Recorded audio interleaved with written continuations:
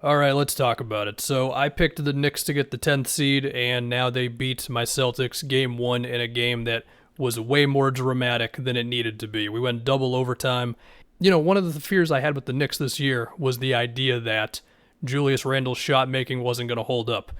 Well, in this game, it held up. The fadeaways, the contested shots, whether the Celtics, for a lot of this, they had a smaller guy on him, and he just made shots over him. He bullied through him, whatever it was. Yeah, Grant Williams got him like on a strip one time.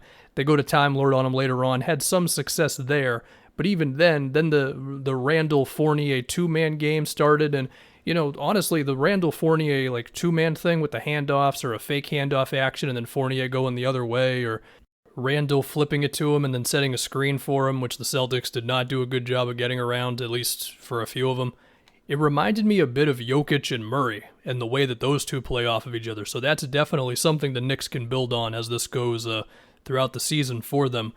For the Celtics, obviously Jalen was amazing, and he almost bailed him out of this game. Not by himself. They still managed like 100 whatever points, but there were definitely stretches where it seemed like the rest of the Celtics were pretty overwhelmed with the Knicks. Tatum missed a million shots, and a good amount of them you'll just be like, all right, he'll make them usually. He didn't make them tonight. But there was also some times when the Celtics were just really overwhelmed with the Knicks' collapsing defense, and it resulted in so many turnovers, and it led to transition opportunities for RJ and Obi Toppin and Evan Fournier and the whole thing. And I think what happened was the Knicks just adjusted who they brought off of shooters, because it seemed like the Celtics were getting pretty used to like making cross-court passes, at least in the half court. And that seemed like something that Ime Udoka was really stressing to them. But then I think the Knicks were like, oh, well, they keep seeing that, so let's adjust it a little bit. And I'm not smart enough to realize what they exactly did, but it was clear they did something else, because suddenly it was the Celtics being like, oh, crap, you get by the initial defender on the screen or whatever, but then they're just like freaking out, what's the next play? And before you know it, they're losing the ball, Knicks are going the other way. And then combined with Randall, and they brought some double teams on Randall, but then that started resulting in like wide open RJ Barrett threes or whatever. There was also just some dives to the rim the Celtics eventually kind of fell apart on. There was that one lob to Obi Toppin, there was one Mitchell Robinson, there was an inbound with Obi Toppin that the Celtics fell asleep on as well.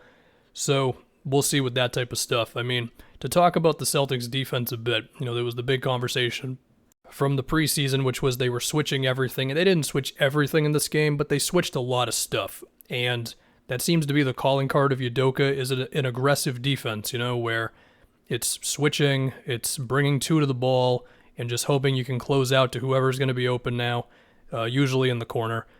And not a whole lot of drop. They did still drop sometimes, but the gut feeling I have is that Udoka does want to have a little bit more of an aggressive defense. We of course saw them go small here. A big part of that is because they didn't have Horford, but yeah, we'll just see how that thing works. That's the type of thing where if teams know it's coming, they're going to be able to game plan, whether that's trying some creative off-ball stuff or slipping screens on the ball, act like you're going to set the screen and then just dive to the rim, which I do think happened on at least one Obi Toppin alley-oop. Also, attacking mismatches is a possibility. As far as some other things for the Celtics and Ime Udoka's half-court offense, besides the obvious of Tatum and Jalen just doing stuff, Jalen made his shots tonight. Tatum, not so much. It would be that they ran some stuff with Time Lord up top, and then they had like some baseline screens for guys. They also had some baseline screens that resulted in opportunities for Tatum or Jalen to have like 15-foot ISOs, not on the elbow, a little closer to the baseline. And I'm sure that's something they can build on. Another thing that they did was they would have like Smart come up and then dish it off to Jalen real quick early in a possession and then set a screen for Jalen and allow him to get going towards the rim or whatever. So little signs of potential things that Ime Udoka can build on besides just Tatum, Jalen, pick and rolls, ISOs, attacking mismatches, basic stuff. As far as Time Lord, his stats looked good.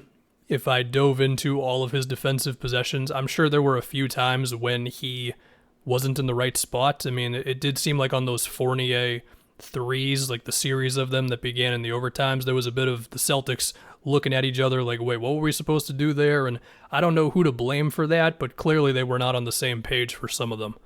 But yeah, man, what a fun second night, I guess. Can I talk about Bucks, Nets, and Lakers, Warriors at all? For the Lakers game, the easiest thing to put, granted it was a day ago, so I don't remember the specific things as much, but it was that Westbrook sucked and he missed a whole bunch of shots. Hopefully he just doesn't miss shots. But for the Warriors, it was that Bjelica fits in really well with what they're doing. I mean, he's got some Boris Diaw-esque fit thing with them right now where it's like, you didn't think it'd be massive, and it's of course just one game, but he's in there and suddenly the ball is zipping around a little bit more. He's taking it off the dribble a little more than you might expect he can, making the next play to guys, and then that next guy might be Iguodala, who can then take it himself and make the next play.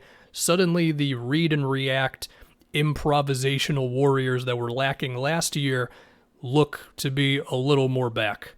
And as for Bucks Nets, I think the main takeaways I had were the offensive rebounding problems that the Nets have.